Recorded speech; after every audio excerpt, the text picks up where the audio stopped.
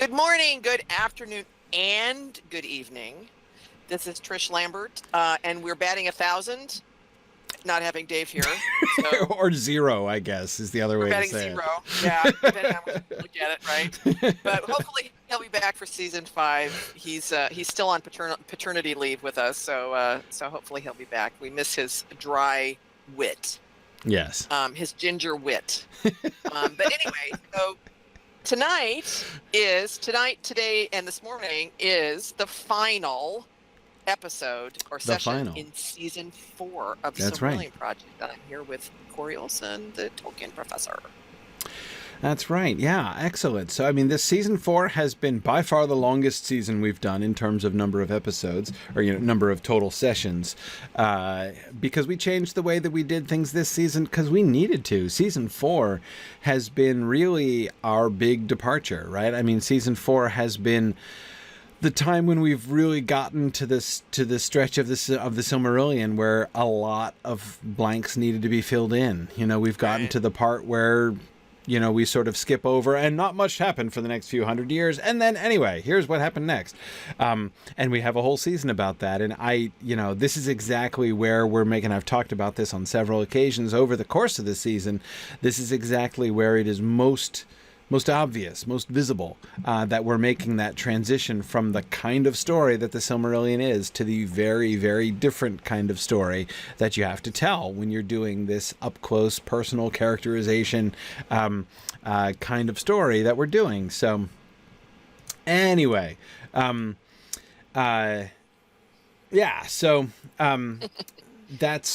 been great. That's been a lot of fun, but of course it's taken a lot of time and effort because we have definitely done more invention in this season, right?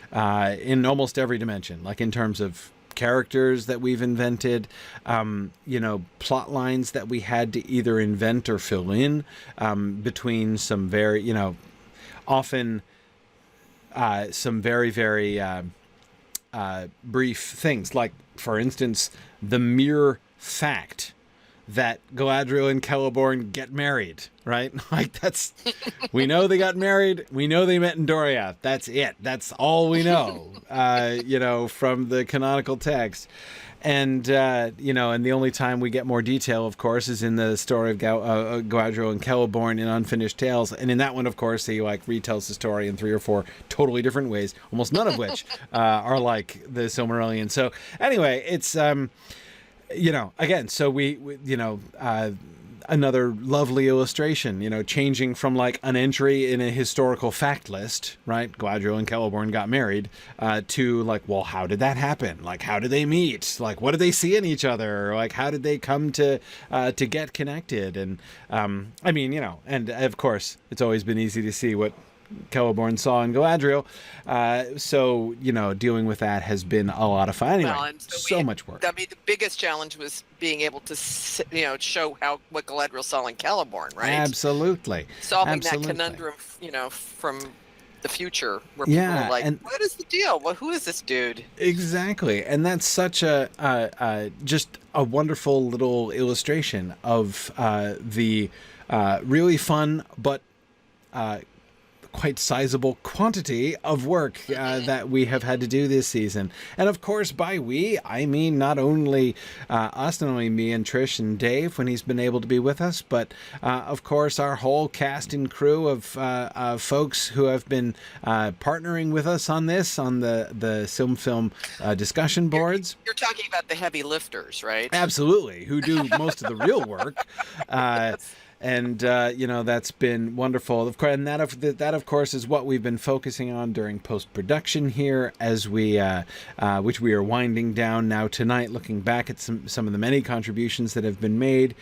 We have discussed at length the scripts, of course, that were made, and we've been looking at visual art, and we did our casting, and we talked with Philip Menzies and walked through the score that he's been making for Film Season 4. All kinds of wonderful stuff. So tonight is the last of the listener contributions that we are focusing on, mostly visual art here tonight. is the primary focus. Some set design, some sort of costuming stuff, some creature design. So lots of fun stuff to review as we wrap up season 4. And then at the end, maybe we'll chat just a little bit about season 5. We'll talk about when we plan to begin season 5. We'll sort of announce, I suppose, when we'll begin our discussions of season 5.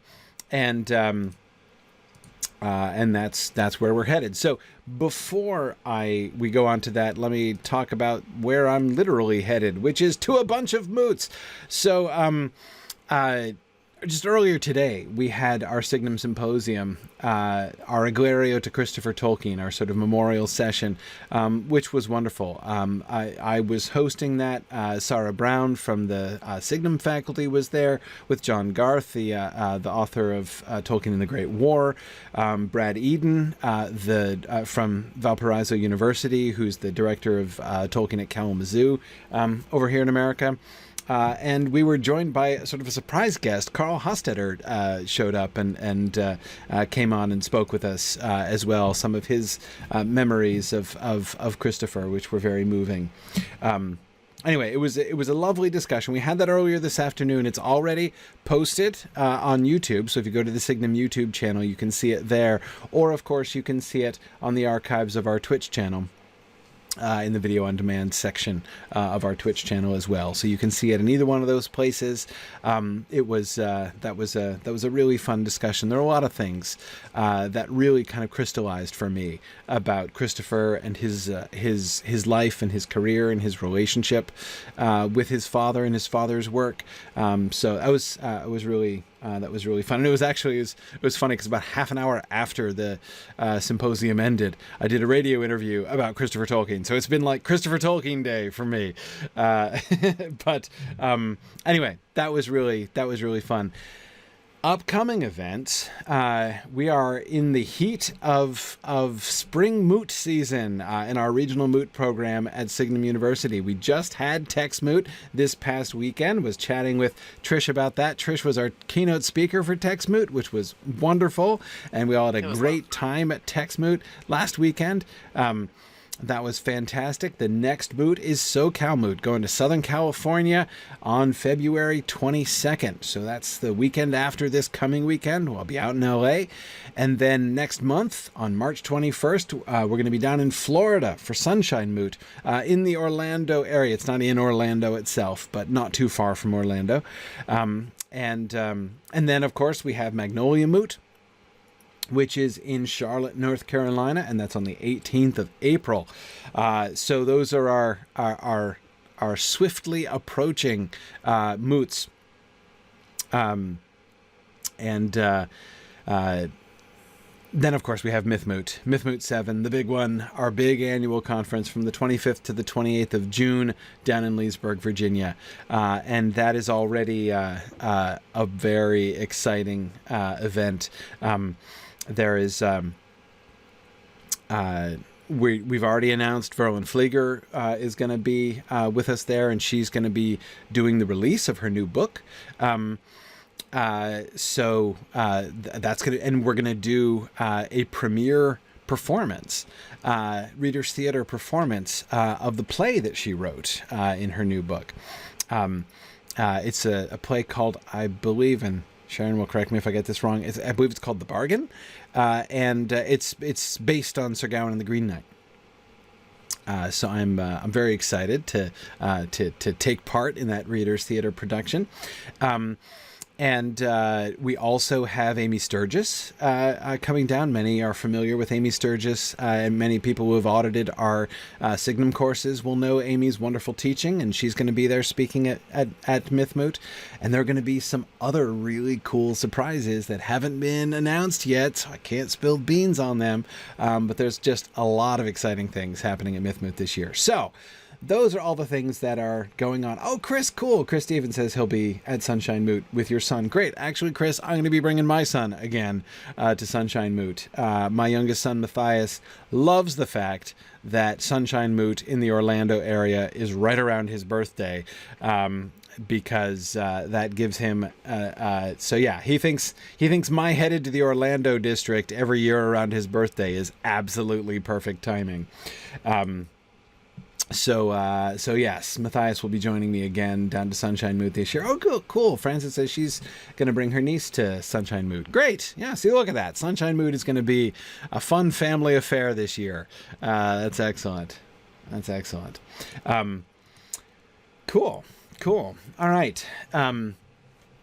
So let us get on to the artistic contributions for season 4. So this is sort of an overview here, looking at some of the ways that the listeners in the Sim Film Project have the opportunity to get involved. There's a lot of desire to visualize all of the aspects of this project. People are working on sets and locations, creature design, costume, armor, and weapons design, lighting challenges. That was, of course, especially acute before the sun rose, right? In like the whole season of Twilight, several seasons of Twilight, at least when we were in Valinor, we had the light of the trees, but season 4, after the darkening and before, or season 3 rather, all of which took place after the darkening and before the rising of the sun, was challenging from a lighting perspective.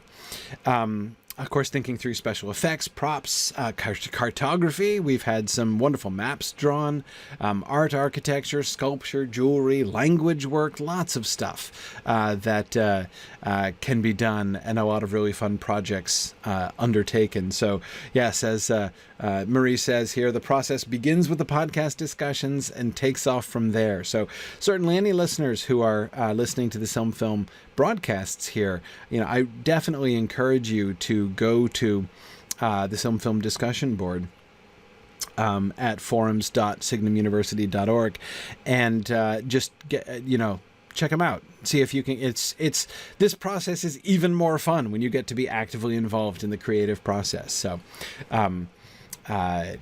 strongly recommend that. All right. We begin with creature design. So we have some drawings and paintings that have been made in response to our discussion of Glaurung. So we talked about Glaurung and various sort of thoughts and ideas about what Glaurung should look like. And we have okay, right. So we have a synopsis of what we requested. We wanted a Maia embodied as a strong, powerful, and intelligent predator with a long tail and reptilian body, but without wings. And we talked a lot about the sort of the body type, thinking about the body type of Glaurung, which we wanted to be a little bit more wizard and less snake. At least that's my own image. I've never been a huge fan of the long snake-like dragon, even though I totally know that Tolkien really did picture dragons that way most of the time, as the long sinuous bodies. But I've never really liked that kind of dragon as much myself. Anyway, so we have several things. So first, on this sort of black and white sketch paper here is Catherine, one of our main artists, and she's done a series of facial expressions and body types for him. Of the body types, I think I like this one here in the middle most. This sort of, like this body down in the bottom left is a little bit too heavy, right? Like this one is too sinuous and snake-like. And this one is a little too, this one looks a little too Schwarzenegger for me. He's got really heavy musculature and this deep chest, right? That one in the middle is the one that I think, to me, really strikes a great medium. Yeah, I agree.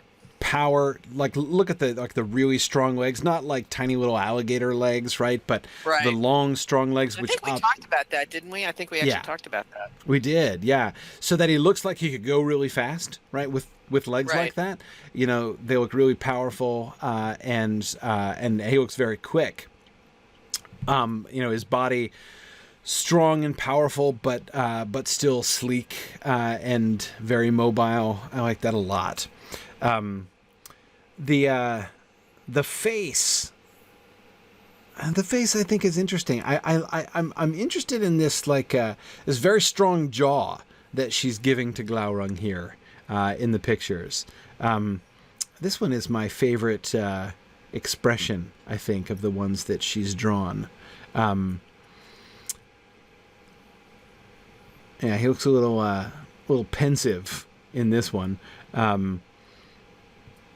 Oh, and I like how she's sketching some different foot options here, like more bird-like claws, more sort of less mobile toes. I think I like the bottom one here. It's not quite bird-like like this one, and yet again, looking like it could really, like, actually pick something up, right? Yeah, cool. I like that. Nice.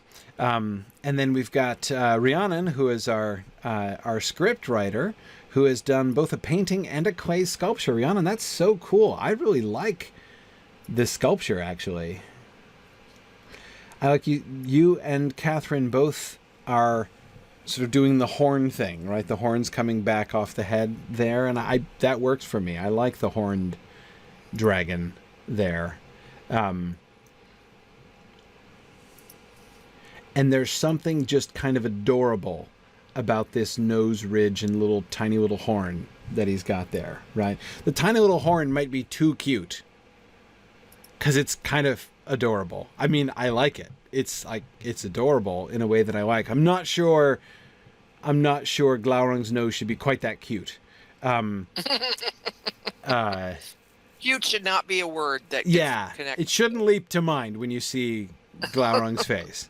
That's probably not the right look. But then again, this is still juvenile Glaurung, right? That's true. You know, he's not yet fully formed and fully shaped into his and that's of course going to be a really fun thing to depict in the Dagor Bragalach when he comes out, and both the audience but also the elves think they know what to expect, right? Because they've seen Glaurung at the end of season 4, and yet he's going to be different. Right, upgraded, much more impressive. Yeah, cool. But I do like the general body shape, Rhiannon, that you're working with here in both of these pieces. And again, I see both you and Catherine have that sort of prominent lower jaw thing happening, and I like that. I like that. I think that works for me. Steven says, so for body shape, he's strong and powerful, but lithe, kind of like a defensive end in football. Yeah, defensive end or like a receiving tight end. Yeah, that's pretty much exactly what I'm thinking. Exactly. Yeah.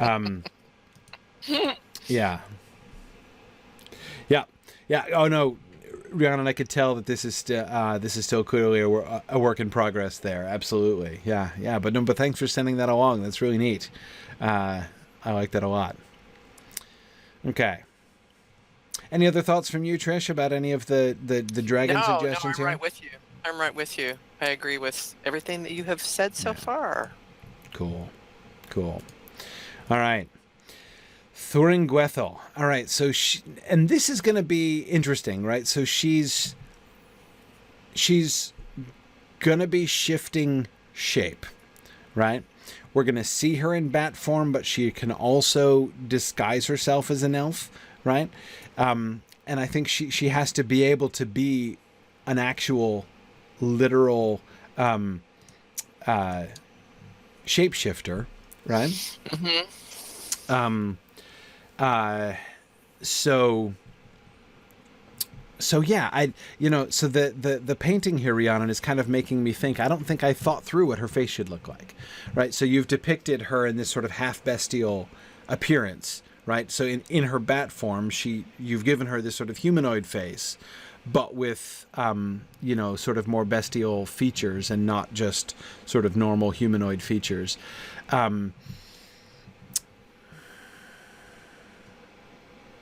So right, I could see that. I mean, I could see her shape shifting. I can make a leap in my imagination between this and then an elf, disguised. I mean, there's a connection for me there. Yeah, I mean, I guess I don't know. I mean, if I've thought this through before, I've already forgotten about it, so it's like I didn't do it. Which is always interesting, right? When I have thought it through and forgotten about it, which is not uncommon, right? And then you can compare what I think about it the second time to what I said the first time and laugh when I contradict myself. But this, I think, is one of Nick and Marie's favorite games. But anyway, Well, Nick and Rhiannon both say this is her Angband persona. Right, exactly. Her, exactly. When she's an Angband, this is what she looks like. Exactly. So I guess my initial question is she simply, is she a bat? It's like the Bjorn question, right? Is he a bear who can turn into a man, or is he a man who can turn into a bear, right? And with Thuringwethil, it's a similar kind of thing, especially since, right, we have Glaurung and Tevildo, who have their beast forms, but that's pretty much their form. Tevildo doesn't shapeshift, right? I mean, he's just a cat, and Glaurung is a wolf, and does not adopt human form. Now, Thuringwethil, we decided we definitely wanted to be a shapeshifter so that she can be, taking part in espionage here. I think that... So my basic question is, do we have her just 100% bat?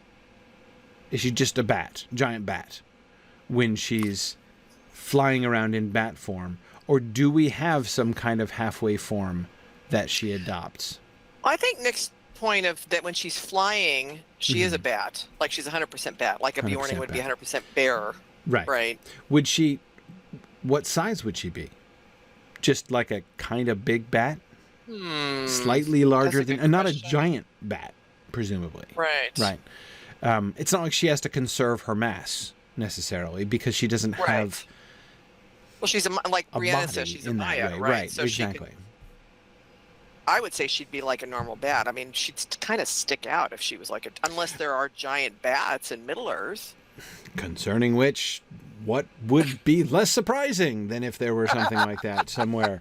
I mean, you've got to think that if a giant bat was flying overhead, in Beleriand, the first thought would not be, there's no such thing as giant... It would be like, well, I've never seen a giant bat before, right? But, like, seriously, can you be sure they don't happen? Yeah, I would think she'd be kind of just like normal bat size, like what we are used to seeing, like the size of what, like a hawk, maybe ish. Right. Yeah, like a not a little mouse-sized bat, but no, but like a red-tailed hawk size, or one of those. Right. Yeah. But I would think, and I don't know, I would think that we would. I don't know how we would do this, but my thought would be, we'd probably want to show that there are other bats around in some way or another. Wouldn't necessarily even have to be connected to her, but like she's not going to stand out, right? Because there are bats that same size flying around. So she's just another one of those. Right. And so what does it... So if she is going to...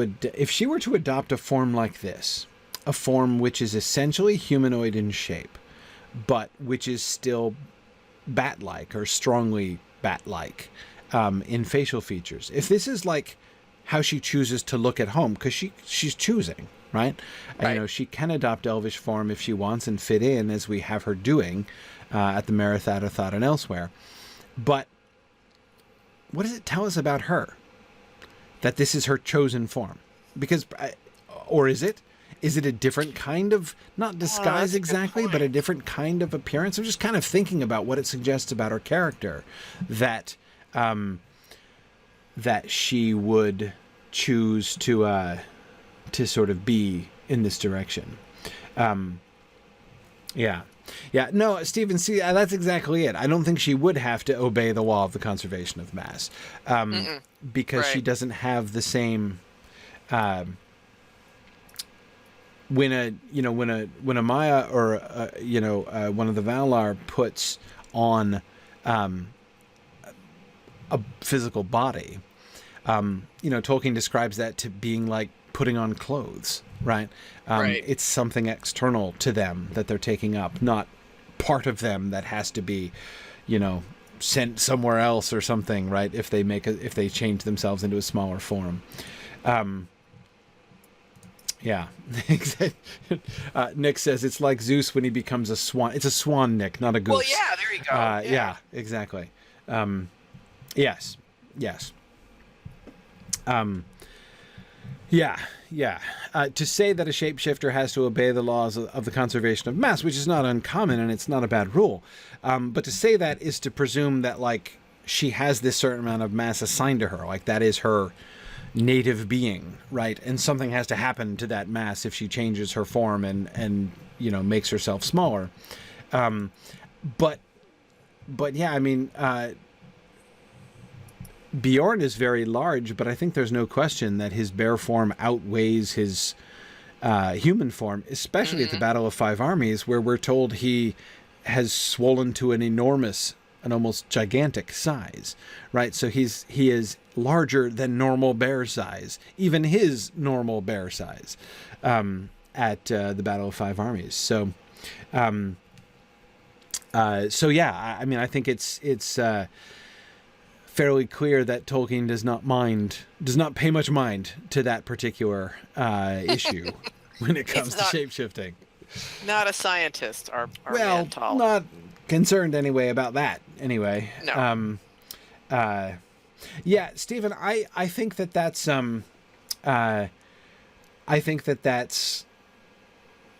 a really interesting thought. Stephen says, perhaps the fact that she can shapeshift and isn't locked down to a single form makes her more powerful and higher in the chain of command of Sauron's group, as Sauron is, considering that Draugluin and Tevildo are locked into a single form. Yeah, I agree. I mean, we've been kind of conceiving of Thuringwethil as Sauron's primary lieutenant from the beginning here. I mean, she is his right hand of all of them. Draugluin and Tevildo both have their roles, right? And they're in his inner council, but they're not to him what Thuringwethil is, right? One of the things that I do remember our discussing before when we talked about Thuringwethil originally is how natural, how almost inevitable it seems that a stealthy secret spy bat vampire lady on screen would inevitably be wearing like skin tight rubber suits, and her sexuality would be highly emphasized, right? I mean, that seems almost inevitable from a Hollywood perspective, right? And I remember that we had decided very firmly that we did not want Thuringwethil to be a sexual object, right? We did not want Thuringwethil to be to play that game, basically. That would not be something that she would do. That it would not be part of her character. And certainly what we wanted to avoid most of all was the idea that Thuringwethil was, Sauron's mistress or something, like she was his girlfriend. And that there was that kind of relationship with Sauron. So who did we cast as Thuringwethil, by the way? I'm trying to remember. I don't recall. Can anyone recall or look it up? We cast her in the previous season, didn't we? Yeah, I'm pretty sure we cast her in season 3 because she was a pretty significant figure in season 3, doing a lot of the scouting work with Sauron. And she was on the trip to Shelob, right, and the other spiders. Right. Yeah. Pretty sure we cast her in season 3, but Carey Mulligan. Okay, I'm forgetting. Who's Carey Mulligan? Oh, that's again? Right, Carey Mulligan. Yeah, which was an interesting cast because she's always kind of been sort of a girl next door type of character. Definitely not a siren of any sort. Right. And I just thought that was a really cool definitely not typecasting there. I mean, Right. that was a really Right. cool Right. choice. Okay. Thank you, Stephen. Okay. So, Stephen, who was she in Northanger Abbey? She was in Northanger Abbey? I think it's a British period piece. I know that one. Yeah, but there's several versions of them, so. Oh, she was Isabella Thorpe, right? Okay, got it. Right. Yep, I remember. Okay. Thank you for throwing me a bone there, Stephen. I appreciate that. I'm often not good with the names of actors and actresses. Okay, cool. So this idea. Rhiannon, what I like most about this concept is, again, that it gives us an opportunity to develop her character visually, right? Without having to give her lots of extra lines, without having to have lots of, she and Sauron lounging around, behind the scenes and, in Angband, right? We don't need to show that, right? We don't need to show, Sauron and Thuringwethil hanging out by the water cooler in Angband in order to develop her character, right? Just the form that she chooses when there's no other external need. Right? She's not trying to deceive anybody. She's not trying to fly anywhere. She's not trying, how she chooses to manifest herself. And I agree, Nick, that she would not see this kind of a form as monstrous or ugly, right? This is what there would be sort of a practical element to it, right? And just like, this is the form that she likes bats. And she would choose to adopt things like the bat wings that Rhiannon or the bat ears that Rhiannon has given her here, right? She would choose to adopt that as again, practical, because bat's ears are awesome, right? For practical purposes. Great for spying, yeah, definitely. Yeah, absolutely. And she wouldn't care that she, that like most people would find her repulsive, right? That's not what she would be interested in. So yeah, I think that's a really interesting. And yeah, Stephen says he really likes the bat cape that she's wearing here. Yeah, and of course I agree, Stephen. One of the things with Thuringwethil's character that we've set ourselves up for is we don't want Carrie Mulligan to have to be skinned and worn by Luthien, right, in season 6. Like that's like skinning Drow Glaurung is one thing, right? Having a wolf pelt on screen, we can cope with that. But what on earth do we do with Thuringwethil? We could have her, of course, slain in her bat shape, so that her corpse is a bat corpse, and that helps a little bit with the whole, taxidermy issue, as you say, Stephen.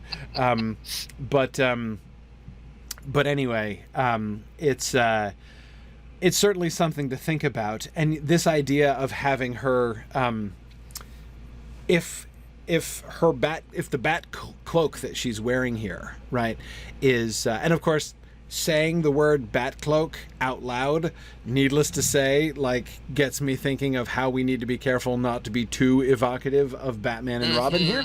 But anyway, if she has some kind of cloak, which is really a signature of hers, right? This sort of, and I imagine it, and Rhiannon, I like how you've suggested that in the kind of tendrils of shadow that you've shown coming off of the cloak, right? If her cloak is a cloak of shadow, that should be characteristic of her. Like, whenever we see her not in disguise and not as a bat, we see her always like with this cloak billowing around her, this this darkness and shadow, these wings of shadow, right, that she always cloaks herself with. I was going to say, which is a nice presage to the Balrog. Yeah, exactly. Then that would help, because if Luthien then and of course it's really interesting, right? It makes her, because of course Luthien is going to make a cloak of shadow, right, out of her own hair, and so having Thuringwethil's Cloak of Shadow and Luthien's Cloak of Shadow basically, we're essentially, by having her robed in a Cloak of Shadow like this, we're setting Thuringwethil up as like the opposite number of Luthien in some sense, right? Yeah, that's true. Already, which is fun. And then, anyway, it helps us to, envision, I think, if we have Luthien adopting, or sort of adapting, I guess I mean to say, Thuringwethil's shadowy cloak, and then she changes her shape and flies in bat's form. That I think would convey it, right? This idea of her putting on the mantle in a semi-literal but also more than literal sense, right? If there's if she has taken this mantle of shadow from Thuringwethil, I think, Rhiannon,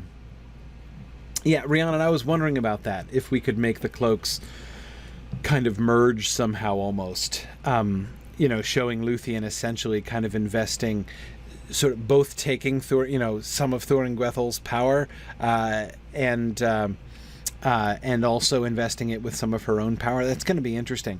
Not least, of course, because Thuringwethil dies off stage in the Silmarillion, right? Not only do we never hear anything about Thuringwethil the vampire before we only meet her when she's been skinned in the Silmarillion, right? We're like, and true. P.S. there's the Batfell of Thuringwethil, whom you've never met before, but she's dead, FYI, and Luthien now has her pelt and is flying around in it. Anyway, we get to do the entire, how does Thuringwethil die? Who kills her and how? And it's got to be in that Luthien conflict, right? It's got to be part of that whole business, which is going to be really fun to talk about. But anyway, getting a little distracted by Rhiannon's evocative painting here, but I think this is, of course.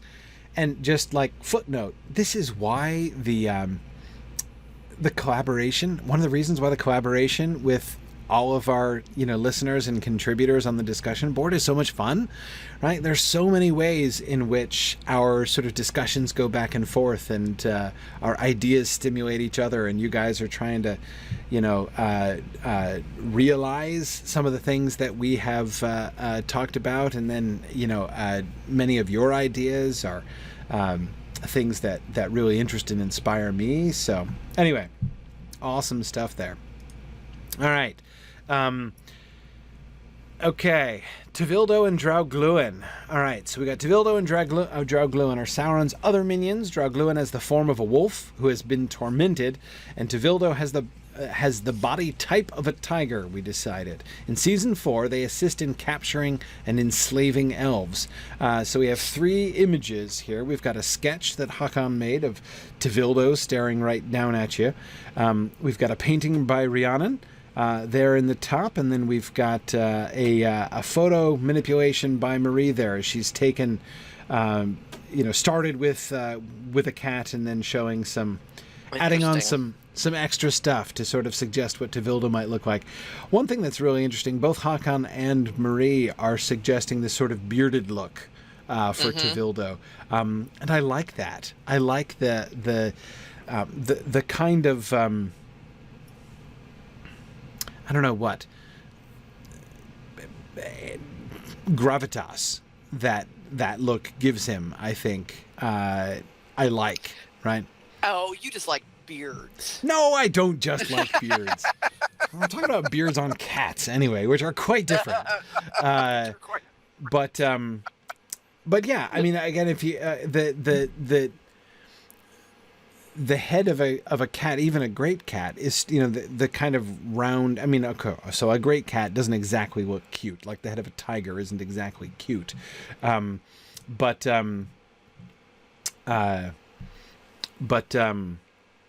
anyway, the sort of the roundness of a cat's head, right, always has the risk of looking, I think, cute. and so the kind of the shagginess, and I like how Maria has extended that, not just like the beard from the chin, but all the way down in this kind of like inverse mane almost, right? I think that's really interesting. I like that. I think it really sets him apart. It's not just a cat. I mean, Right. There's more Right. to him. He shouldn't look exactly like any surviving Right. cat species. Right. And yet we should be able to see some of all of the cats in him. And he has to... And, okay, like... I know that this is unpopular with cat people out there. But Tevildo's evil. He can't look like a cute cat. He's look like an evil cat, right?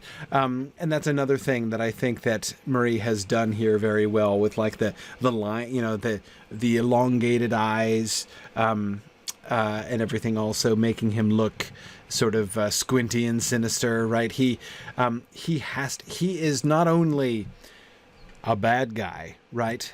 But he is. You think of all of those. Those traits of cats that Tolkien was in fact playing on, right? The idea of cats as, torturing their victims and stuff. That's Tevildo, right? He causes suffering and enjoys causing suffering. And again, I know cat people don't like these Tolkien stories, but it's very clear Tolkien was a dog person, not a cat person. It's very clear from his stories. And I kind of am too. Yeah. No, Nick, you're absolutely right. A sized up house cat won't cut it as an intelligent, terrifying villain. No. He has to look sadistic. Like he has to look like, someone who enjoys inflicting pain and enjoys seeing other people suffer. That's Tevildo, right? Rhiannon, I do agree that he's a cat and thus would care about his appearance. So he should certainly look sleek. He should not look like a rough street cat. I certainly agree with that. He should be sleek and dangerous. But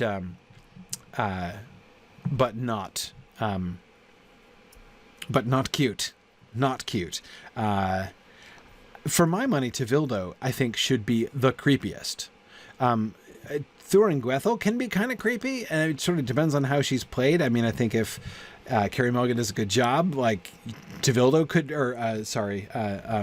Thuringwethil could be really, really creepy. But I think that Tevildo should be the one, like, of Sauron's minions that you would least want to meet, right?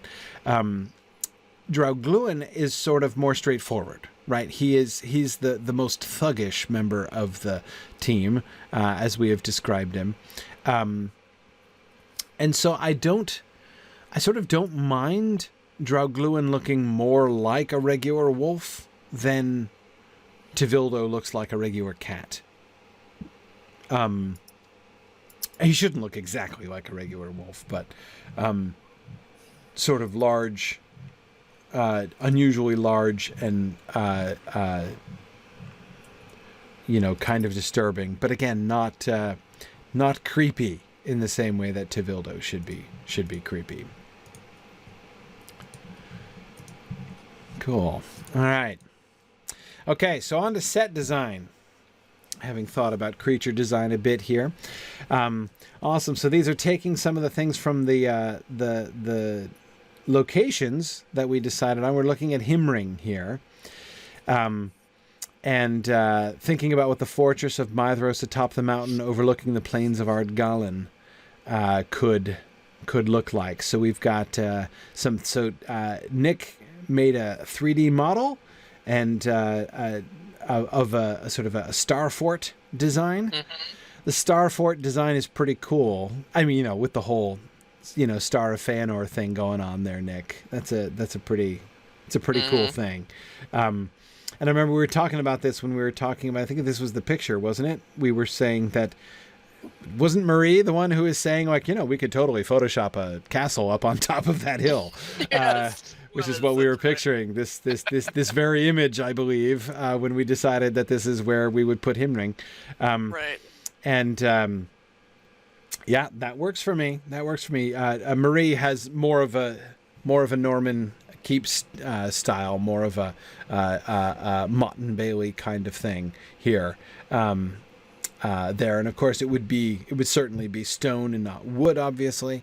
But I do like the Star Fort concept there, Nick. That seems to me to work well, not only because of the symbolic significance, right, of the symbol of the Star of Feanor, and not just the abstract symbolism of it, but the quite concrete symbolism, in the sense that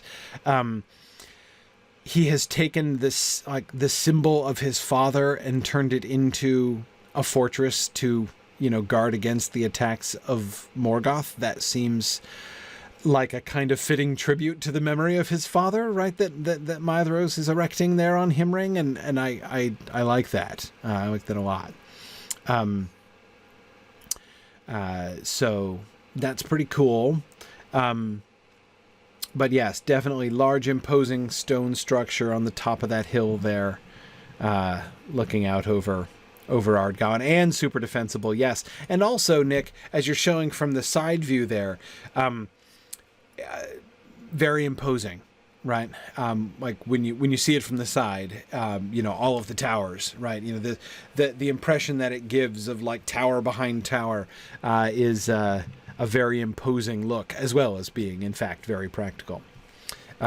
Yeah, Nick, exactly. Nick says, try to get a ladder up the side of that. I dare you. Yeah, exactly. The angles of people being able to just absolutely riddle you with arrows from the opposite, in your back as you're trying to climb up the one side. Yeah, no, it's highly defensible. Yeah, cool. Nice. Rhiannon says that Maedros names his smaller fortresses around Himring after stars and constellations. Yeah, that's cool. I like it. No, I think that this works very well. I love this stuff. I love being able to sort of visualize things more. Okay, Tulsirian. So when we were looking at sets and considering sets and locations earlier on, we had a painting from Catherine, who was, she had originally painted Tulsirian, and she's done an updated painting, and I like this. It's more of the whole city on the rock, right? But not a huge expansive city. Still contained, but and imposing there, but also not unassailable, right? I like how Catherine has included a stone bridge, right, extending over the river, which does make it vulnerable, right? Yeah. Oh, neat. And we've got some concept designs of a 3D model in progress here for Tulsirian. That's cool, right? He's got a drawbridge here, 2 drawbridges, in fact, right, leading in. You can see that working, how there would be like a stone in the middle of the stream, right, that they would be bridging between with 2 drawbridges. That could work. This is a much more sort of vertical concept of Tulsirian. This is important, of course, thinking back to Thuringwethil, Luthien, and the fight with Sauron. That's, of course, one of the things that we have to be anticipating here, right? And one of the reasons, by the way, that we could make it work one way or the other. I'm just thinking, Huan and Luthien, it's not like a drawbridge would be an insurmountable obstacle to Luthien and Huan, but still, it would be a bit of a challenge, right? And might create a challenge for some of our visuals, in thinking about how it would look with them approaching it. But I'm sure we can make that work. Yeah. Okay. Cool. All right. Oh, cool. Yeah, Rhiannon is saying that in our battle sequence we're thinking through the drawbridges already. Yeah. With the in the Dagaraglareb. Yeah. Yeah. No, we can work with it. We can definitely work with it. But I do kind of like the vertical Tolsirian idea. We know that Tolkien really liked vertical towers, right? That a lot of the things that he describes as towers are literally towers when he sketches them. The classic single tower. And it's not that this has to be an absolutely solitary tower, but this bottom right-hand image is my favorite, with the drawbridges, the two drawbridges coming across, and then this sort of large courtyard in this, flat area of the island in the middle, and then having the sort of the sweeping rock that goes up and have the tower sort of ascending it. That's pretty nifty. Cool. All right, Keep Helivorn. So this is the one where I really loved Catherine's painting, and we've got some elaboration here, which is neat. This, of course, is Caranthir's stronghold out by Lake Helivorn. And so we've got two views here, the north view in autumn, and then down at the bottom, the south view at sunrise. So we can see we've got this curtain wall that is cutting off the road as it comes in from the north, right? And then the southern, from the southern approach, we've got, again, with these other, it's got to scale up and over and across this bridge. I love the use of terrain for this castle. Both how lovely it is, but also how very easily defensible it is with the different plateau levels there.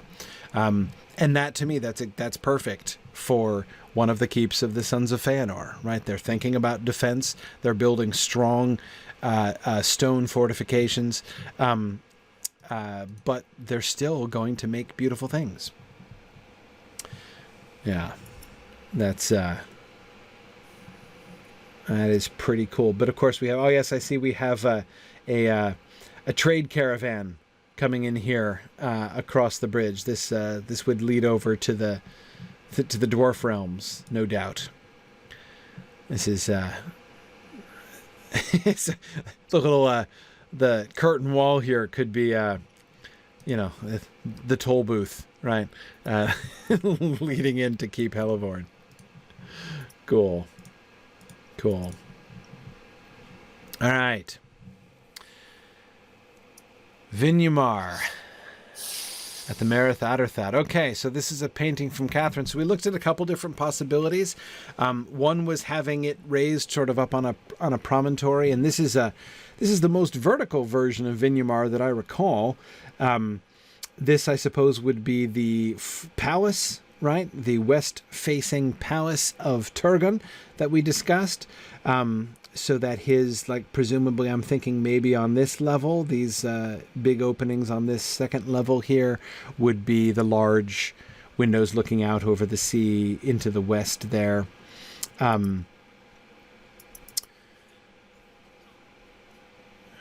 It's interesting. See, again here, another thing that I'm thinking of, and again, I want to just another example of how the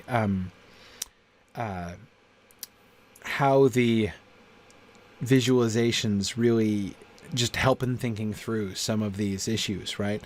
Think about what this city, so imagine this as Vinyamar, right? Think of what this city says about Turgon, and we were talking about this a little bit when we were talking about the set. But this goes in a little bit of a different direction from one of the concepts that we had when we were discussing it, was that maybe Vinyamar, often cities will have the higher up you get, the more the higher rank it is, right? So you've got the palace up at the very top of the hill, and then you've got the most important people and the fanciest, richest houses that live right just below that, and then below that until the lowest tier of the city is the poorest section of town. And we were sort of wondering if maybe Vinyamar wouldn't work like that, right? Where the palace would be not at the highest point, but out on the most westerly point instead. And we have that here, but here we have most of the town of Vinyamar down below, down by the river. And so we have, this is a city which, well, it doesn't so much spill off the plateau down into the valley as it does build up from the valley to the top, and then the top is primarily just the palace, and we can see what looked like a bunch of sort of temporary constructions for the Merith Atherthad up at the top, so that at the top of this plateau we have only essentially Turgon's palace, and then a lot of the festivities at the Merith Atherthad would be taking place up there. So that's interesting, and I agree, Nick. We do need to have the town coming down to the river, right? Because it's going to be a port. That's a very important element there for Vinyamar. But yeah, this is a different concept of Vinyamar than we had been discussing before. But I like it. Of course, you see, it's also defensible. We've got the wall crossing over, so that it would be very difficult to get into Turgon's palace here, inaccessible from three sides and then defended on the other side. It's interesting. It's interesting. Again, we got to think about what it says. What does it say about Turgon? Right? What does it say? What does it say about Noldor sensibilities in general? What does it say about Turgon's priorities? What does it say about the politics of Vinyamar? Right? And therefore, of course, of Gondolin, as we move on into Gondolin, which, doesn't have to have the same sort of structure as Vinyamar. It's not like he's just recreating Vinyamar, obviously, in Gondolin, but yeah, there's definitely a lot to think about there. Yeah. Yeah, Rhiannon was saying in the scripts we had talked about Turgon's throne room being at one of the lowest points of the city, overlooking the harbor, and then when he moves to Gondolin, his throne room goes to the top of the tallest tower, and I like that. I like that as an like an early warning sign almost, right? That the image of that tower at the center of Gondolin is always been associated for me with the pride and the folly, ultimately, of Turgon, and his arrogant pride in the end in Gondolin. The way that ultimately his cause of death is the city itself, right? He falls in, the tower topples over and he's in it, and is killed in the fall of the tower.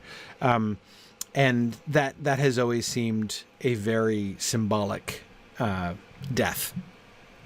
An unusually symbolic death, actually. Symbolic deaths isn't necessarily something that happens a whole lot in the Silmarillion.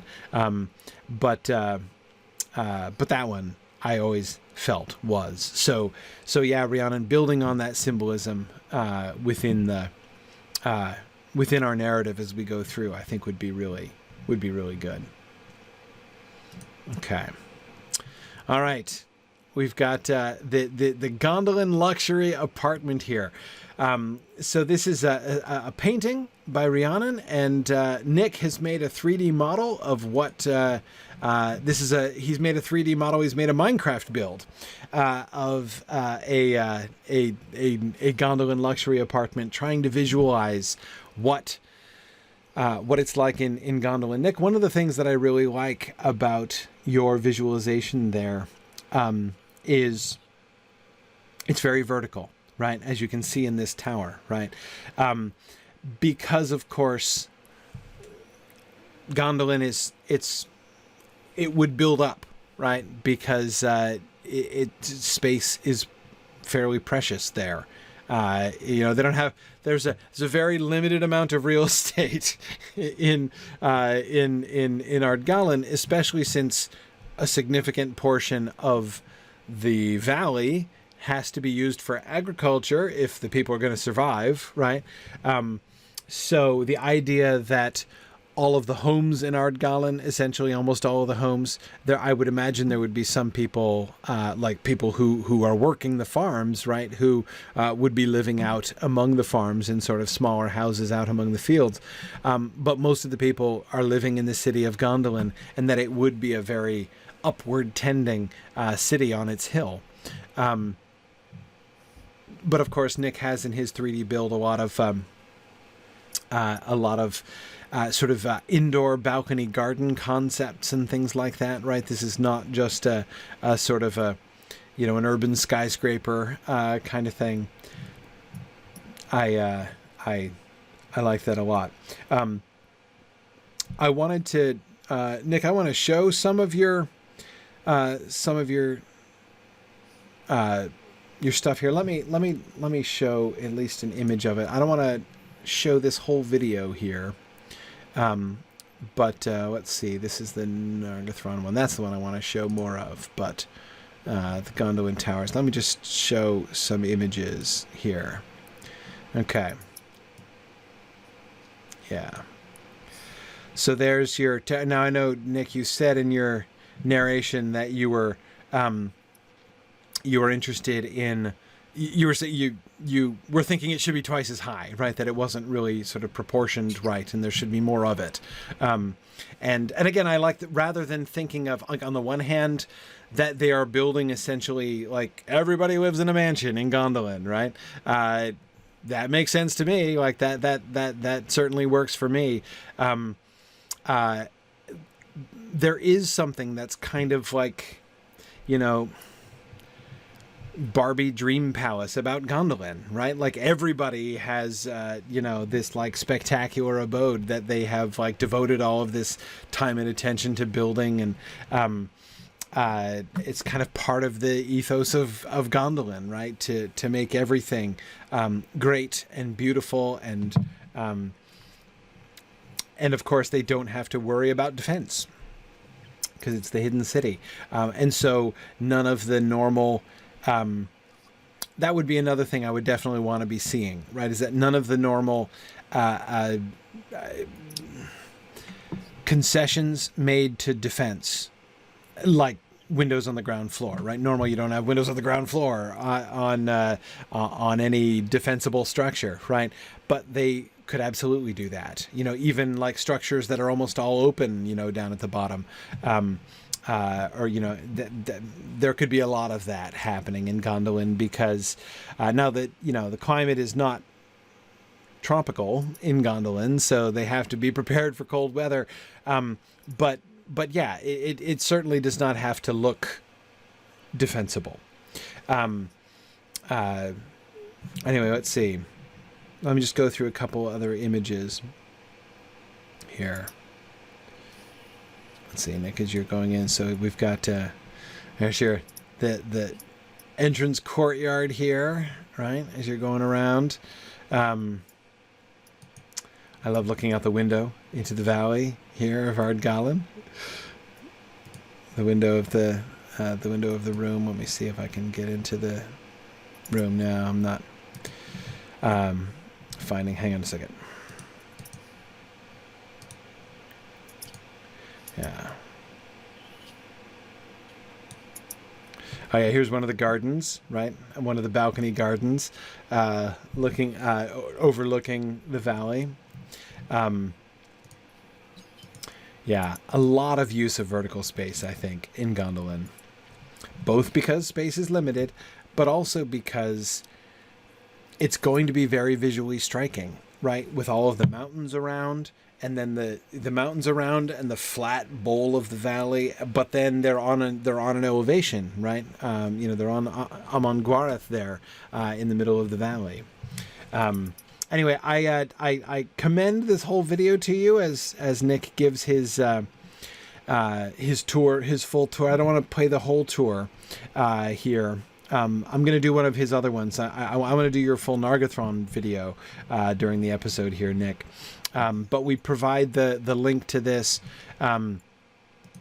in our in the PDF of the slides that accompany the episode, and you can also, of course, get the link on our discussion boards there as well.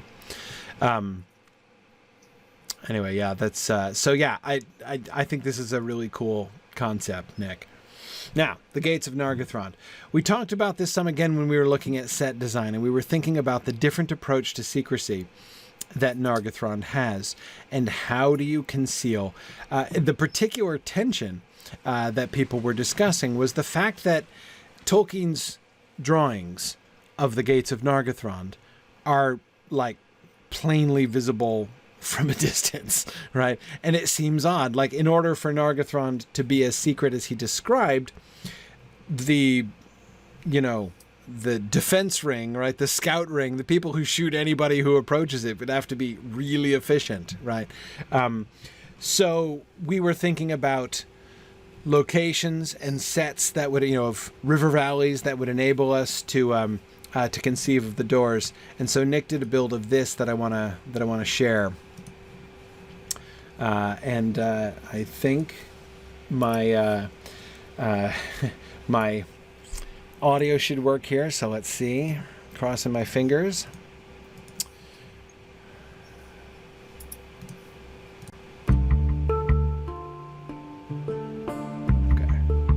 Alrighty, everybody, I'm going to make this as quick as I can because I'm starting to lose my voice.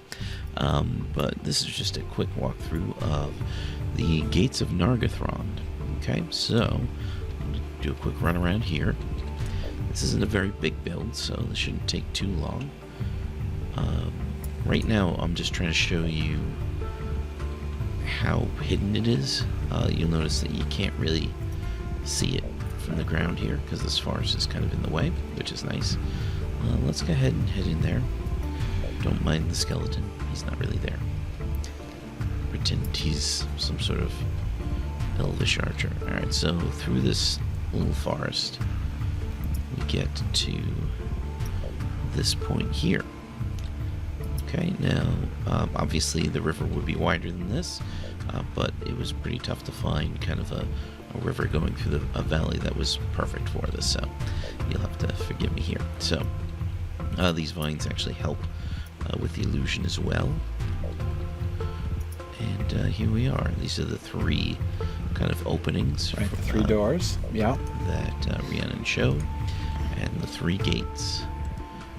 Now I haven't done anything in here, obviously. I can't believe you didn't excavate all of Nargothrond behind them. Really? Let me do a quick fly up so that we can see from the air. You know, like from out here even, and there's nobody that would be able to see from here. There's nothing that's visible from the outside.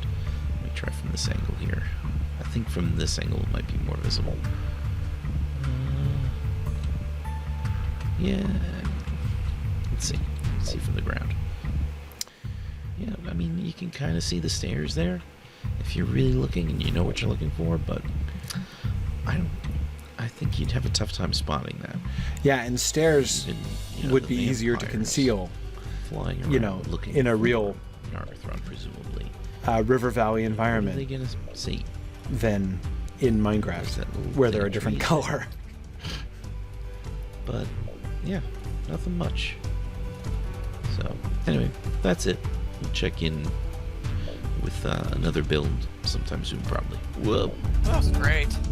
Yeah, that's awesome.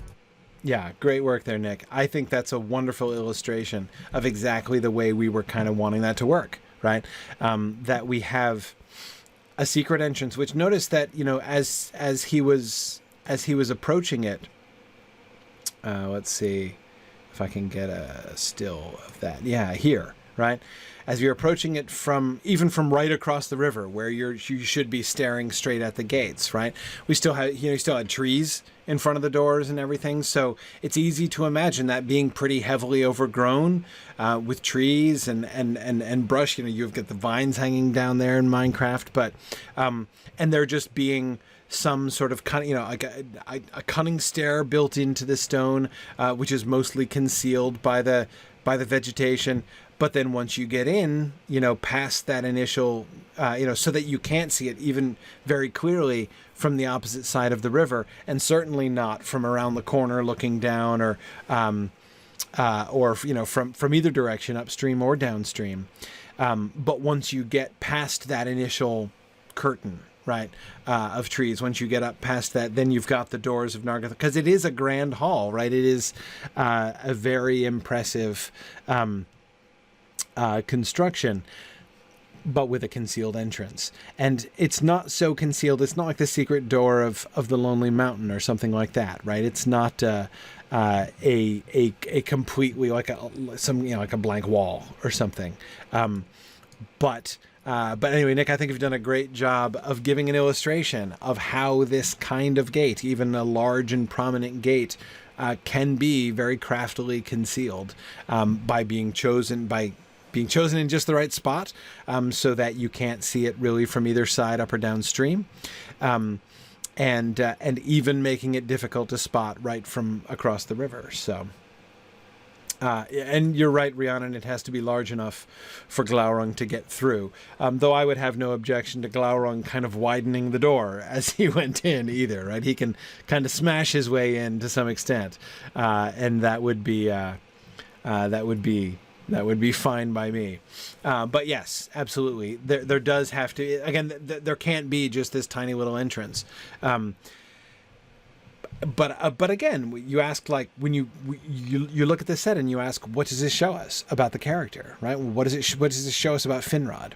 Well, it shows us that he is serious about secrecy, right? He has heeded the urgings of Olmo in his dream. And yet it also shows that he is not willing to sacrifice beauty and grandeur, right? This is the guy who brought more gems out of Valinor with him than anybody else. And, he's not going to have, a secret hole in the wall as his entrance, even to his heavily concealed city. So yeah, and Rhiannon and I absolutely agree. When Turin's bridge is made later on, they're going to cut down the trees, and I'm thinking even what happens on the other bank, right? That there should be a clear road going into Nargothrond from the other side now, right, where there wasn't before. What's the point of building a bridge if it goes nowhere, after all, right? So yeah, absolutely. I think that there's a lot of opportunity for demonstrating how Turin's bridge building policy is a radical and foolish shift. You're right, Nick. In this bridge with the really small river, it would be a fairly unimpressive bridge. I agree. Glaurung would pretty much be able to step over the river here. But I understand how you are limited here in your river location. But Nick, I would compliment you on, apart from the width of the river, this is a beautiful location, a very excellent illustration of just the kind of things that we were discussing in our sets and locations discussion earlier on. So very, very well done there. All right, and the Gate of Menegroth. I'm not going to play this video either, Nick. I really enjoyed this. Nick actually staged the spider attack at the Gate of Menegroth.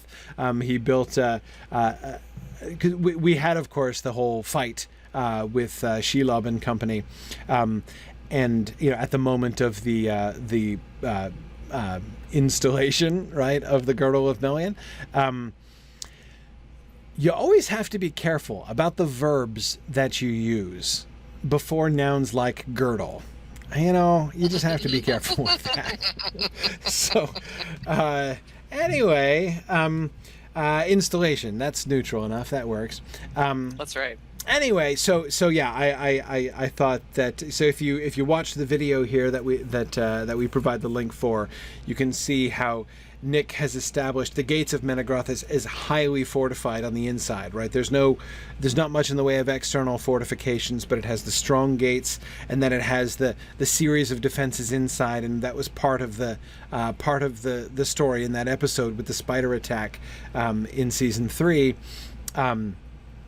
Where the spiders are beating their way closer and closer to getting past the defenses of Menegroth until Melian steps out and takes charge of things. Yeah, Nick says it also, this isn't supposed to look like a skull. That's just kind of part of the Minecraft limitations here. Yeah, I agree. It should not look like... What was the name of Skeletor's fortress in He-Man? You're right. It shouldn't look like that. Castle Grayskull? That was it. Castle Grayskull. Was it Castle Grayskull? No, it wasn't Castle Grayskull. That was He-Man's castle. Darn it. That's what I was thinking. Yeah. Yeah, the one looks like a skull, and the other one is called Skull, which never made any sense to me. But obviously, confusion has lingered into my adult years. Anyway, so yeah. Anyway, so I encourage you to look at the thought that Nick has put into the design of the interior defenses. So if you want help as you're thinking back through season 3, picturing what that fight with the spiders would look like, you can see that in this video, equipped with real spiders. In fact, real giant spiders attacking Minecraft spiders. Anyway, which, Nick, I agree with you. The Minecraft spiders make seriously creepy noises. But anyway, okay. Props. The engagement rings. What an excellent question. So, of course, Galadriel and Celeborn exchange rings as part of their marriage ceremonies. So what do we think the rings should look like? We've got a plain silver band, which I actually find kind of attractive as an idea, like the idea of sort of the simplicity of it is kind of attractive. We have a lot of inclination towards a kind of braided design. I like the 2 leaves. The 2 leaves is kind of cool. The 2 leaves is kind of cool. We've got the 2 sort of leaves next to each other thing. Also, that one in the middle that's like branches that have been kind of woven together. Yeah, like woven together, like, woven branches. Yeah, cool. That is.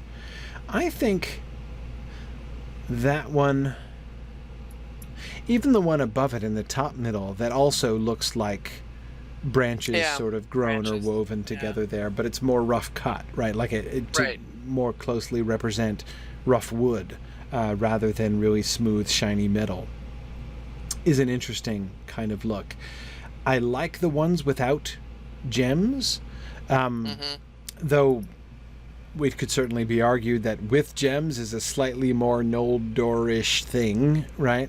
But for their 1000th anniversary, maybe he'll get her a ring with a gem. Yeah. I don't know what how do you do milestones? That would be, but Right. Exactly. Do you renew your vows once every 10,000 years? Like, how does that work? Yeah. Yeah. Yeah, good. Nick was saying one thing they talked about is that the 2 rings shouldn't be identical. Yeah. Yeah, that's actually a good point. Yeah, I think that's cool.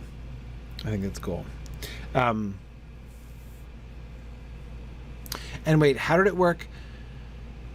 We had Finrod giving his wife's ring to Celeborn to give to Galadriel, right? Or not his fiance's ring, or his engagement ring thing. Yeah, right. Right. It was Finrod passing that on to Celeborn to give to Galadriel. Isn't that how it worked? Right, I think so.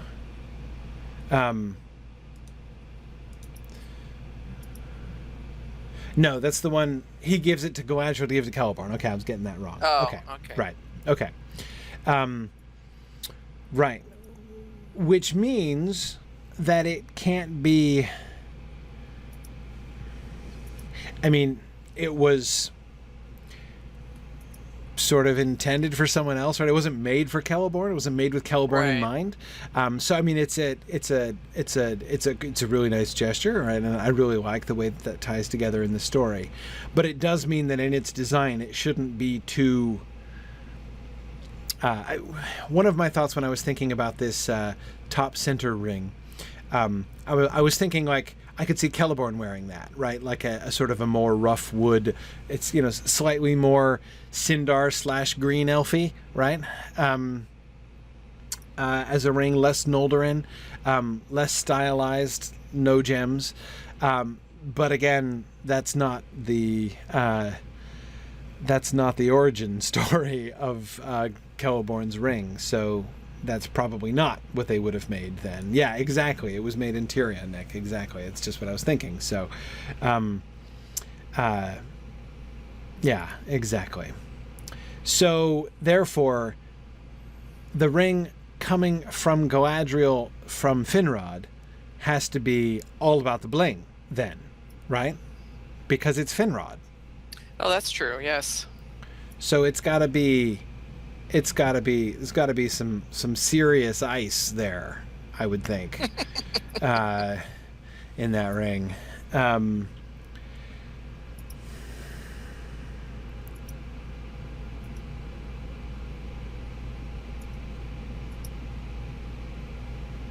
Sorry, getting distracted, thinking to myself, what, if any, stylistic relationship should there be between Galadriel's wedding ring, that is the one she wears, not the one she gives, and Nenya? I mean, she's going to be a 2-ring lady later on in her career, right? And obviously they're not directly connected with each other, and they're separated at great chronological remove. And yet it's not too early to be thinking about how the two of them are going to look, right? Do we imagine them being compatible, different, a striking contrast in style? I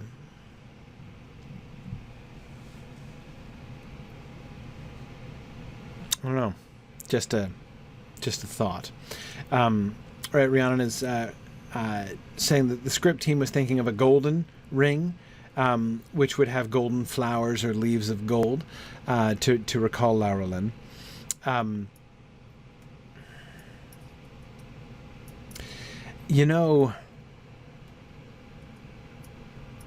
The leaf ring there, if it were like a Laurelin and a Telperian leaf, that would be really cool. Oh, yeah. Wouldn't it? It would be interesting. Yes. If it were a golden ring, but it showed, maybe a leaf and a flower. Yeah, exactly. It'd be even nice if they glowed slightly. Yeah, just to... one can even imagine some dialogue coming from this, right? Remember that, Galadriel and Celeborn in our version have become close through the process of his listening and helping her as she has been dealing with the trauma of remembering Valinor and what went down there, right? And her own responsibility and her own guilt, her own involvement in the doom of the Noldor. And I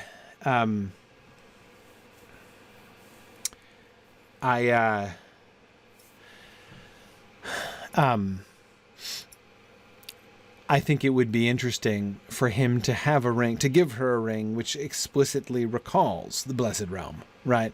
As a kind of encouragement, right? A kind of encouragement like, I don't know, I'm sort of... It's all on a different scale, right? But I'm thinking momentarily of Mary's words in the Houses of Healing, right? Where he said, he remembers Theoden and says, "I don't think I'll smoke again," and Aragorn says, "Smoke then and think of him," right?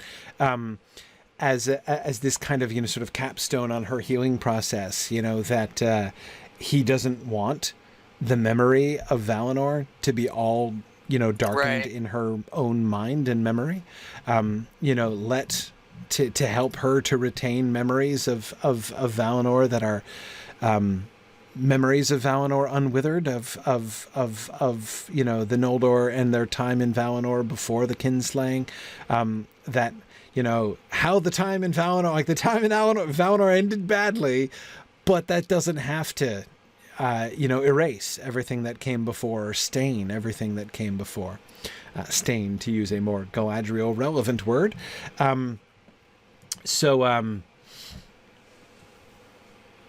Yeah, I think that's a kind of cool You could idea. even say, there could be a really interesting wedding speech. In other words, the conversation doesn't have to have happened prior to the wedding. It could be part of what he says as he gives her the ring or something like that, but says it in a less overt way. Right. Absolutely. Yeah. No, I like that because it is one of the differences between their two rings, right? That the ring that Galadriel's going to wear was made for her. And the ring that Celeborn is going to wear is a hand-me-down. And I don't mean that insultingly. It's an heirloom. It's an heirloom. It's an heirloom ring. Exactly. Yep. Yeah. A weregild. No, I'm kidding. No, it's not a weregild. Yeah, here you go, honey. I looted it off a corpse. I demanded it as tribute in order to keep me from slaughtering people. Yes. Yeah, exactly. Yep. Yep, absolutely. Yeah, Nick says this is why Galadriel says that Celeborn is the great giver of gifts, right? Because she just regifts stuff, but he's really thoughtful, right, in the gifts that he gives. So there's historical precedent for this. Yeah, that's cool. Nice.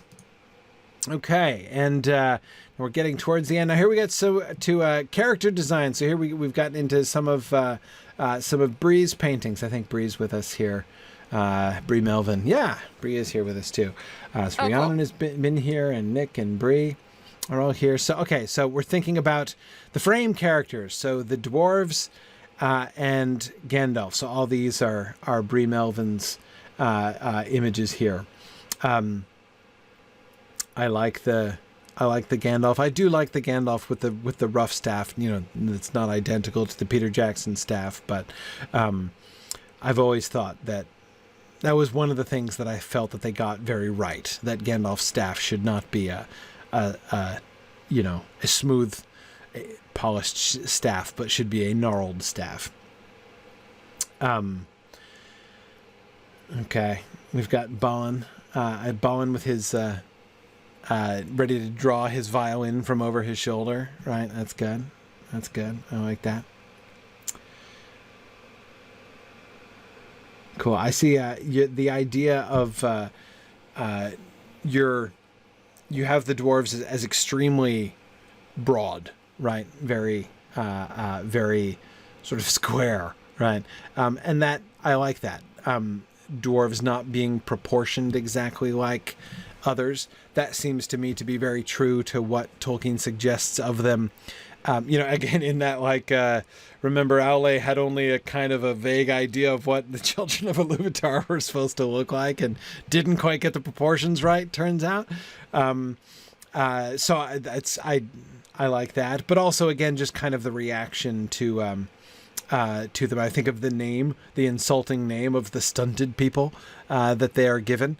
And you can definitely see, the elves coming across, the dwarves who are proportioned like this and thinking, it's not just that they're smaller, right? It's not just that because they're not halflings. They're not proportioned like we are and yet half the size. They're just proportioned differently. And so I like that effect. What do you think of Dees here, Trish? The question of dwarf women is, of course, a difficult one we've talked about before. Did we ultimately decided on bearded dwarf women were okay? Did we make a determination? I don't remember. This is why we're so easy to manipulate as executives.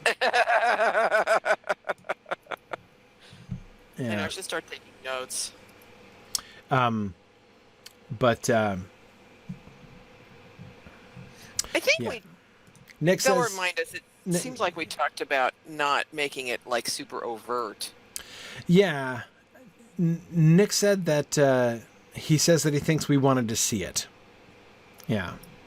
Okay, so I'm looking at this, and I'm looking at the next slide as well, where Catherine has given us a few different sort of potential bearded dwarf women concepts here. I think, okay, of these, my least favorite bearded woman is the bottom right. And the reason I'm pretty sure the reason that I dislike that one more is that of the three female dwarves depicted in these three images, the bottom right one is the one who looks most human feminine. Mm-hmm. With like the delicate arms and wrists and the long delicate throat, right? And the and then a beard. Like just a full beard on top of that. That is kind of... Nick Palazzo says a little too Jesus. No, it's a little too uncanny valley is what it is. Like that's I think the experience that I have when I look at that. I mean, it looks like that are like the stoning scene in The Life of Brian.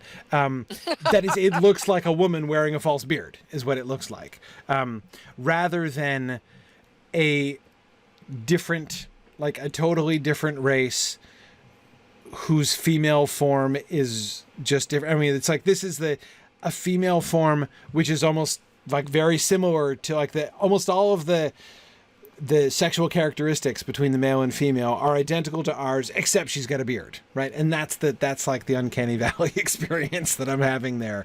Whereas the other two I like better, especially the top right is my favorite one. Mm-hmm. I think mine too. Because I do think that if we want the female dwarves to be bearded, which I know a lot of people would have a hard time letting go of that idea because it's an idea which has very much seized the imaginations of very many people. I think it would have to be something. It would need to be a reflection of a very different.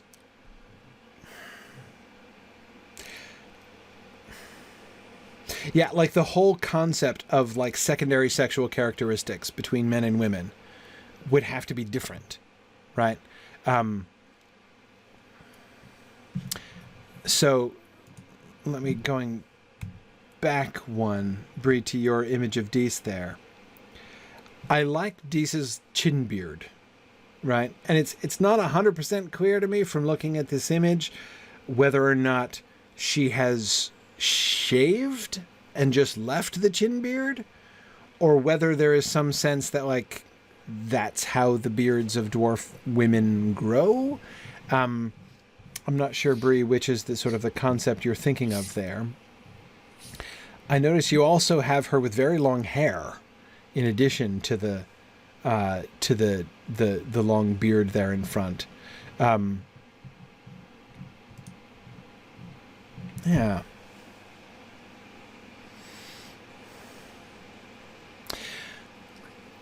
I like that, actually. Yeah, I think that Breeze Dees here is my favorite bearded dwarf female. But yeah, again, I think the challenge is you could kind of see, the females would maybe make, they would not have mustaches. In other words, that might be a distinguishing characteristic between the two. Where they have like there's portions of their faces that are clean shaven, but they have like beard around the chin kind of thing or something, right? Yeah, well, yeah. See, again, it seems to me that the challenge here is not only just to be thinking about beards and hair, but to be thinking about overall body type, right? Right, true. Like, yes, if you could make a general list, right, of primary and secondary sexual characteristics that generally trend differently between male and female dwarves, what would that list be, right? And I would think that there would need to be differences. Not only differences that tend to be done are like the removal of some. So it would be fairly typical, I think, to depict female dwarves as not being very different in body shape. Right. I mean, again, like humans have like the differences in shoulder and hip structure between men and women, and thus the difference in overall like shape and figure between men and women. And so a lot of dwarves dwarf images that I've seen just don't have that. Right. They all are the same, like stocky body type, with no obvious sexual distinctions between men and women. Like rectangular boxes. Exactly. Right? They're all of them rectangular boxes, right? And that's, of course, one way to do it, to merely sort of remove the... But you're saying we should think outside the box, right? Yeah. What if we were to think about, like, actual positive sexual characteristics that are not the same as the positive sexual characteristics that differentiate males and females of the human species, right? And if beards could be, so again, like the reason the beards are such a big issue is because, of course, beards are one of those things which are a positive difference in, secondary sexual characteristics in humans, right? Like men grow them, women don't. Like that's just generally how it works. And so we associate that. And again, that's the thing that makes me feel uncanny valley about this is that, again, she in the bottom right there has almost all of the human secondary sexual characteristics of a woman, except she has the beard. But if we, if we think about that a little differently, if we imagine that for dwarves, there are many bodily things that are not significantly different in males and females of the humankind, right? Like, for instance, ears, right? Our ears are not fundamentally different, right? You can't necessarily, hands or shoulder or like, noses or something, right? If beards were like that for dwarves, like if everybody grows a beard, even of a similar kind, that would be okay. But would there be other? I mean, I think it would be interesting to think about other possible sort of, bodies or characteristics. No, Rhiannon, not dwarven women have wings. That's a little too far, I think, perhaps. Though that's the right direction, I don't know. Anyway, Bree points out that one thing that she does is that she never, even when she depicts bearded dwarven women, she never depicts them with mustaches. So the heavy mustaches are one of the things that she associates with the masculine look versus the feminine look. And I wonder if that's also one of the things that makes me like her bearded Dees here better than some of the bearded dwarf women that Catherine has made here. Like I'm thinking of this one over here on the left, the brown-haired one. If there were no mustache there, I think that would be a very different effect.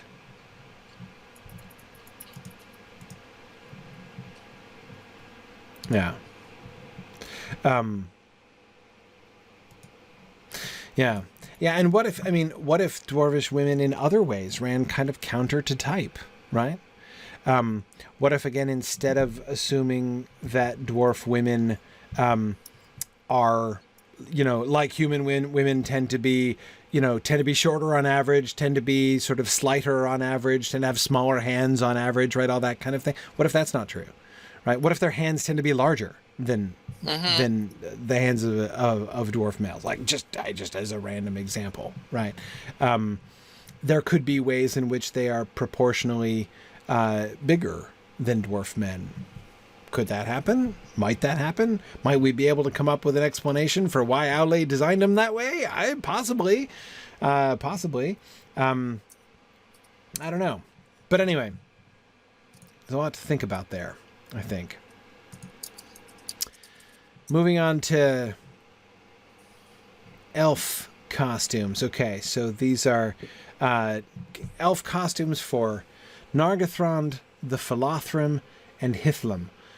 So the elves of Hithlum up on the top. So we've got largely Noldor up there, and of course it's not only cold but also on the frontier. So we've got the heavy armor look, right? I like the heavy armor and the fur. That makes a lot of sense to me. Bree, I love how you do elf armor. I think it's Yeah.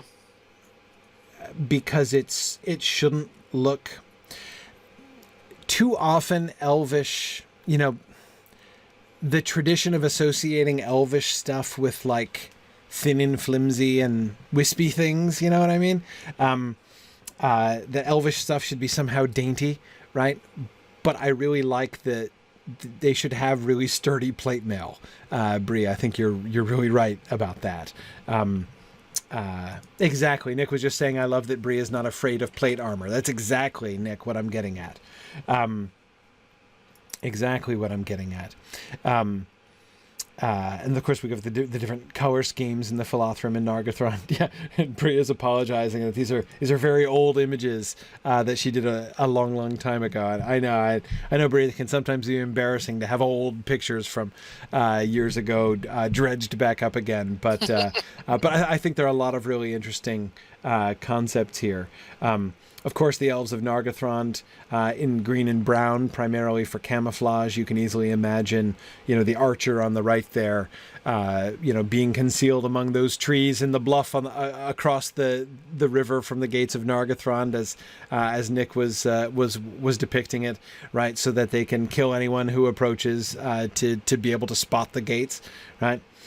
Ooh, a new revenue stream, Bree. We should make paper dolls. Yeah.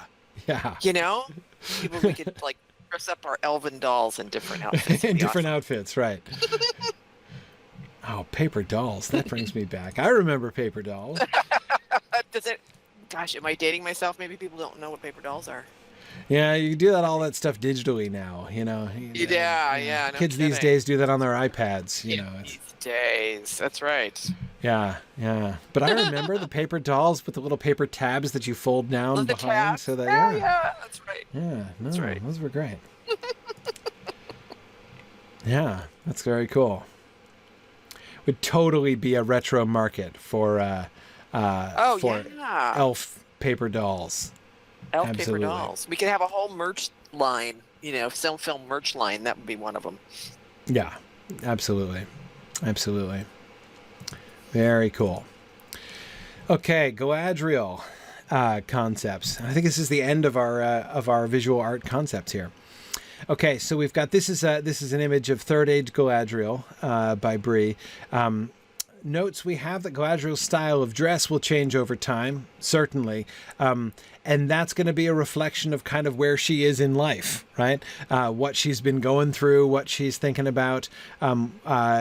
There's a lot of different stages of Galadriel's very long Middle-earth career. So distinguishing those is going to be really important, and certainly her costuming is one of the ways in which we can differentiate that. So we are suggesting that now she's adopting the cultural norms of the Sindar of Doriath, and will wear clothing similar to Luthien and Melian. That makes a lot of sense to me.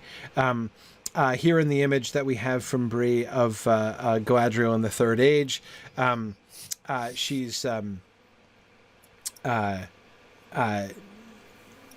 she's dressed in sort of more layers and things, and so she would be sort of dressed more simply. We're thinking in Doriath.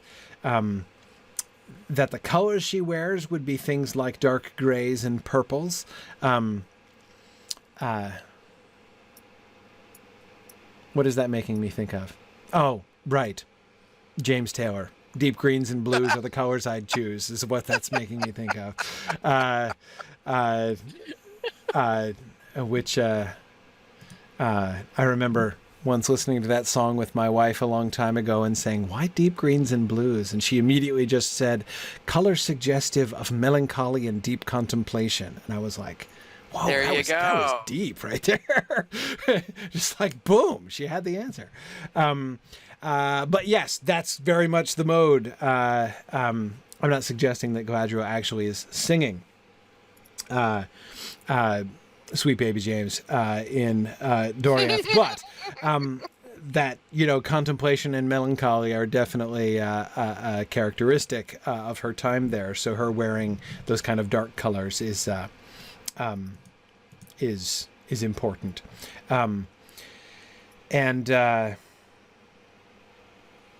And then her wedding dress can have the fine needlework and fancy construction of the Noldor, and that can begin spreading in the court of Doriath now too. I do like the idea that Galadriel also begins having a fashion impact on Doriath while she's there, right?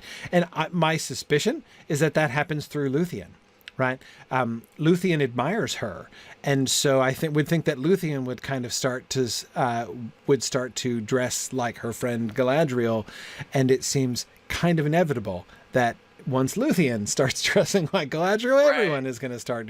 Luthien has got to be a trendsetter in Doriath, right? Yeah, cool. Okay, here, Bree, let me see if I can get it. Bree has a link to an image that we don't have. Let me see if I can get this here. Let's see.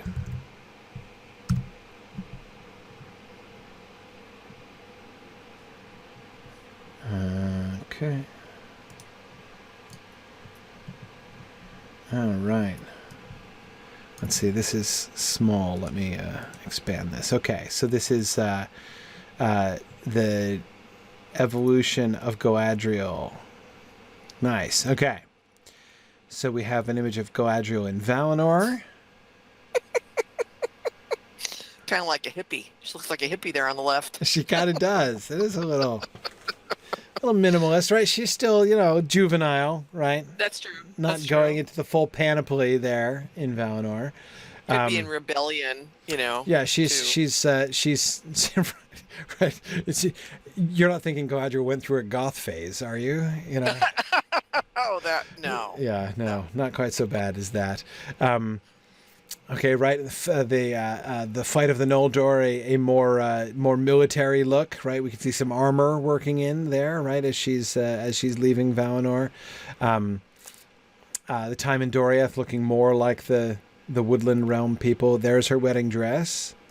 Bree's version of her wedding dress there. This is the side view of the hat business, the sort of blossoming branches she has framing her head there. That is cool. And then we get her on into the second and third age there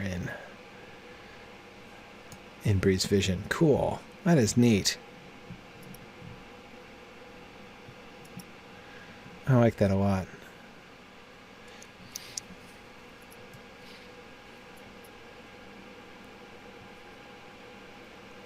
The headdress in the wedding dress seems to me entirely appropriate.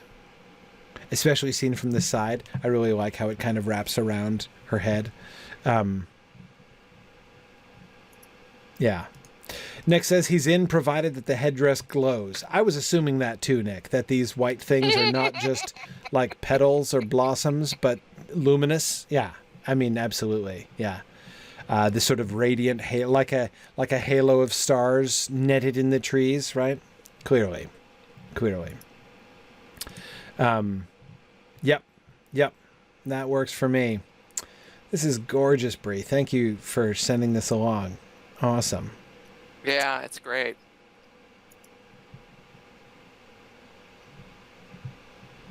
Very cool.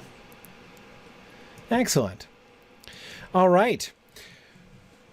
Well, with our final costume examination, that concludes our episode, which concludes season 4. So much more to think about and talk about. So session 1 of season 5. We are going to announce the time. Trish and I were kind of working this out right before the show here tonight. And the problem is, so we usually take a little bit of a break anyway, but I'm doing a bunch of traveling, as you see, going from one moot to another. But in addition to all those moot weekends that I'm going to, I've also got a bunch of stuff in between. I'm going to be down in Austin for a week at the beginning of March, giving my talk at the South by Southwest conference. I'm going to be away for a family vacation at the end of February. So I'm going to be away a lot. So we're thinking, we're going to stick to the same day and time, Thursday at 10 p.m. Eastern time for our live sessions for season 5. And so we're thinking of the 26th, because again, the week of the 12th, I'll be gone. The week of the 19th, I'll be at Sunshine Moot, leaving on Thursday actually for Sunshine Moot. So the 26th. So we're thinking, March 26th, 2020 will be the official session 1 of season 5, and that is pretty exciting. It is. It is. I'm delighted. This is going to be looking ahead. What do we have to? Okay, looking ahead. So chronologically, there's some things that are already sometimes we've been really kind of blank slate at the beginning of a season in some ways, like where exactly do we want to end. This one we've had pretty well mapped out because of how we divided.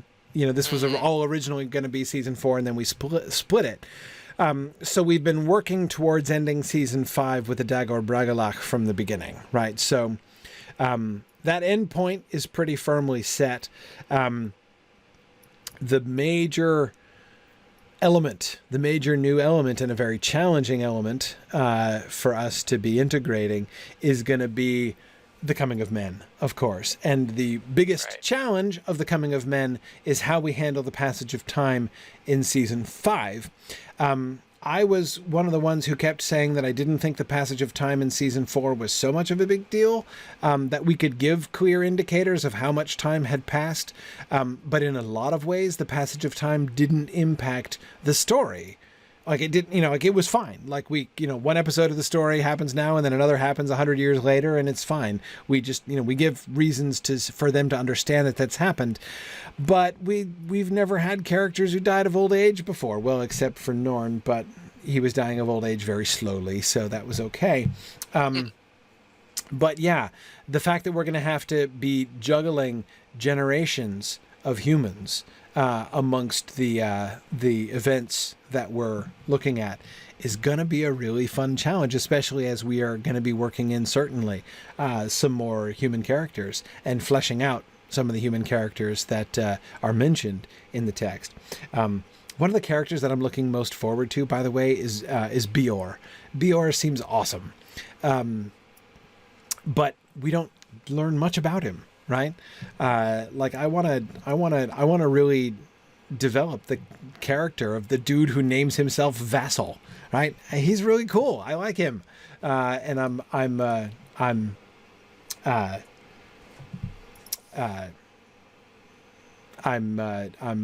excited. I'm excited to do that stuff. We get a lot of interesting storylines. We will get a lot of interesting storylines to develop in season 5. We're going to get the whole story of Eol and Aradel, which is going to be really fun to develop and depict. And therefore, of course, the beginning of the career of Maeglin as well. We're going to get the tragic human elf love story of Andreth and Aignor. Oh my gosh, I forgot about that. This is going to be an action-packed season. Yeah. Lots of interesting romantic angles there. Yeah. We had the romance of Galadriel and Celeborn as the sort of the primary love plot of season 4, and we're going to get the and I love the argument, and I'll talk about this more when we get there in season 5, but Kate Neville, Signum grad, gave a wonderful paper on Arthel and Eol at the Vermont Tolkien Conference a couple years back when I was there. And her thesis basically was that the Eol and Arthel story is like almost a mirror inverse of the Beren and Luthien story. It's very closely parallel in a lot of ways, just like twisted and reversed. Very interesting. So anyway, I will love to explore that. I'll be really fascinated to explore Andreth and Aignor, concerning which we have very little prose from Tolkien, right? Just a suggestion that it happened. And so, how do we depict the course of that is going to be really fun to talk about. And then, of course, the bad guys lead up to the Dagor Bragollach, right? And the final horrible, crushing defeat of the siege of Angband.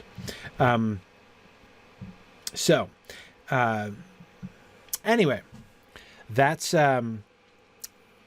what we got coming up in season 5, and it's going to be a lot of fun. So at the beginning, we're planning to shape season 5 in a similar way to how we shaped season 4. So we'll start off with some pre-production work. Thinking about some of these bigger concepts, like this question of how do we handle the generation of men as we go through. Which storylines do we definitely want to do? How are we going to sort of interweave these and begin planning out the episodes, the rough outline of the episodes? Then we'll go through the episodes. Then we will do our post-production as we've been doing. So that's the plan, and it's all going to start at the end of March 26th. Yeah, so pretty exciting stuff. About 6 weeks from now, for those folks who are keeping up in real time. For those of you who are catching up after the fact, it'll be coming up in no time at all. So thanks, everybody. Thanks, everyone, for your wonderful contributions. Season 4 has been the best Film season yet. I love how this project keeps spreading and maturing, and I think it's going to be great fun moving forward. The only thing that's going to be cooler than Season 5 is going to be Season 6 when we get there, which, of course, will be the Baron and Luthien season. All right. So I will say good night to everybody. Thanks for listening, and Godspeed.